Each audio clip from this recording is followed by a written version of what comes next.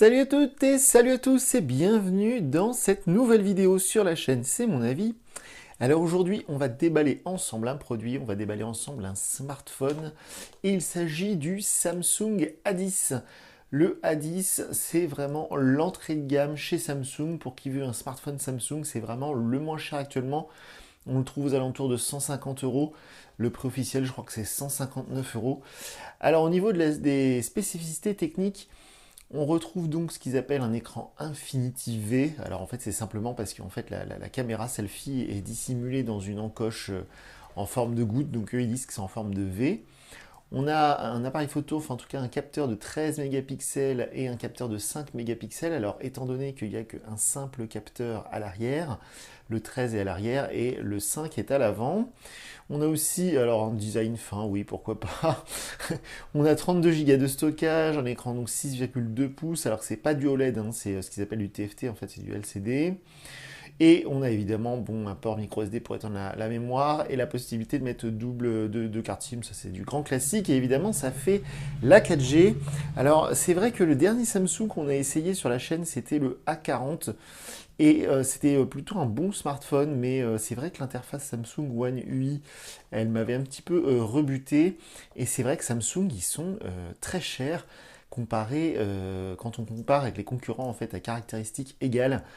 Alors avec Huawei un peu moins parce que Huawei est un petit peu cher aussi, mais dès qu'on compare avec du Xiaomi ou du Honor tout de suite, ou même du Asus ou du Nokia tout de suite, les Samsung paraissent très très chers.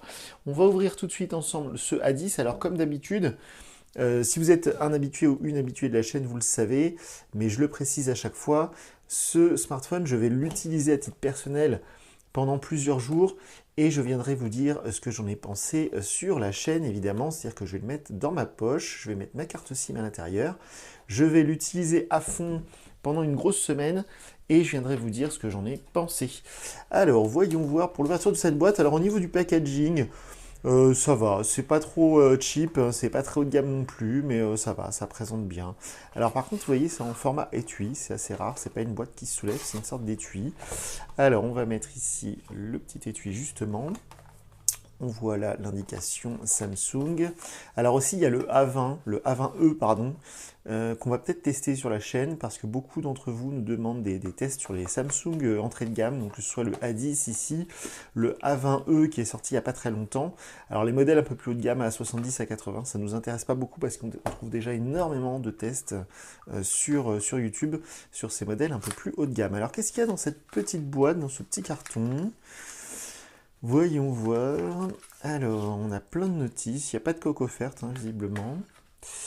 On a un guide de prise en main, une carte de garantie, Regional Log Guide, ok, je ne sais pas ce que c'est. Et l'utilisation de l'appareil en 4G nécessite une offre adaptée et l'accès au réseau 4G. Oui, bah évidemment, je me doute. Je me doute. Je ne sais pas pourquoi mettre ça. C'est la première fois que je vois ça dans un déballage. Hop, on va mettre ça comme ça. Hop. Alors le téléphone, on va s'y intéresser dans un tout petit instant, je vais le mettre de côté, on va continuer le déballage du contenu de la boîte. Alors c'est plutôt bien rangé, c'est plutôt propre, c'est plutôt carré. Donc on a l'adaptateur secteur vers USB, donc pas de charge rapide hein, sur ce A10, c'est un chargeur tout ce qui est de plus classique. On a 5 volts et 1 ampère, voilà. Donc comme d'habitude chez Samsung ils appellent ça un chargeur de voyage. C'est vrai qu'il est assez compact. On a évidemment le câble USB vers micro USB, donc évidemment à ce prix-là on n'a pas d'USB type C. Et on a une paire d'oreillettes pour le coup qui est plutôt flatteuse, qui est plutôt jolie. Du intra-auriculaire, donc ça c'est une bonne surprise, ça n'a pas l'air trop cheap, trop bas de gamme. Évidemment tout au fond de la boîte on a le petit adaptateur pour sortir le tiroir SIM. Alors on va s'intéresser au téléphone, on va enlever le petit plastique de protection, voilà. Hop. Alors il est plutôt grand, ça c'est plutôt une bonne surprise, j'avais peur que ce soit vraiment un petit smartphone, il est plutôt grand. Au niveau du design, c'est assez propre, c'est un bleu assez, un bleu gris, un bleu très profond. Visiblement, le haut-parleur sort à l'arrière. Ça fait très longtemps que je n'avais pas vu ça aussi. Il n'y a pas de haut-parleur en dessous, en fait. Il n'y a pas de grille de haut-parleur en dessous. Le port jack ici, le port micro USB, le micro. le second micro en haut, l'appareil photo avec le flash LED ici, on a le bouton power on off et le bouton volume, on a un petit plastique de protection visiblement sur le contour de l'appareil, pourquoi pas, je vais l'enlever, ok, voilà, hop. Sur l'autre tranche, eh bien on a aussi un plastique de protection et on a aussi, on a le tiroir SIM, pardon, je vais enlever le plastique, voilà. Et donc la face avant, on va la voir un peu mieux une fois que j'aurai allumé le téléphone. Au niveau du poids, ça va, c'est ni trop lourd, ni trop léger. Un petit peu lourd quand même. Alors j'ai peu de spécifications techniques à vous communiquer, j'ai pas encore le détail, genre par exemple de la capacité de la batterie en milliampères. Évidemment au niveau des performances, il ne faut pas s'attendre à un foudre de guerre. Au niveau donc, du stockage, c'est 32 Go. Et au niveau pardon, de la mémoire vive, je sais plus, je crois que c'est 3 Go de mémoire vive.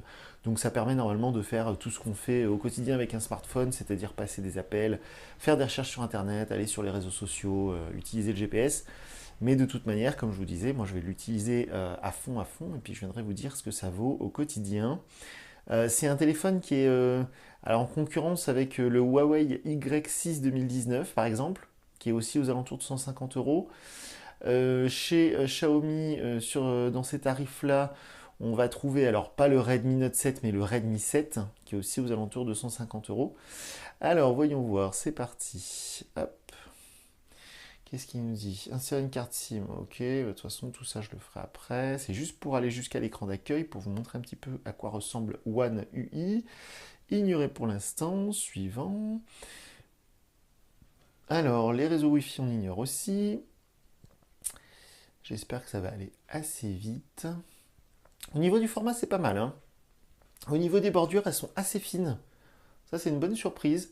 Même au niveau de la caméra, vous voyez en haut, la petite encoche en forme de goutte, elle est assez discrète, assez fine. Ça, pour le coup, c'est plutôt une bonne surprise. Et la bordure du bas est assez... ça va, elle n'est pas trop épaisse. Alors, on continue. Hop, accepter. C'est vrai qu'il n'y a pas longtemps, j'avais testé justement le Y6 2019 de chez Huawei. Et dans mes souvenirs, les bordures étaient un peu plus importantes. Alors, on nous demande une reconnaissance faciale ou un mot de passe parce qu'effectivement, je ne l'ai pas précisé, mais il n'y a pas de lecteur d'empreinte digitale. À 159 euros, c'est un peu dommage. Donc, si vous voulez déverrouiller votre téléphone rapidement, ce sera avec la reconnaissance faciale. Sinon, il faudra faire votre code à chaque fois. Ok, donc c'est terminé. Alors, on va attendre d'arriver sur la page d'accueil. Oh, c'est assez rapide. Voilà. Donc voilà cette fameuse interface One UI qu'on retrouve sur tous les smartphones de la marque Samsung, même les plus haut de gamme, hein. Si vous achetez un S9 ou un Note 10, vous aurez exactement les mêmes icônes, exactement la même présentation. Alors moi justement, c'est ce qui me rebute chez Samsung. Ça ressemble beaucoup à ce que faisait Samsung avant avec TouchWiz. Mais donc pour celles et ceux que ça ne dérange pas, eh bien oui, effectivement, au quotidien, ça permet de faire tout ce que fait un autre smartphone, par exemple le concurrent chinois Xiaomi. C'est juste visuel. Et bon, il y a quelques petites choses aussi qui changent au niveau des fonctionnalités.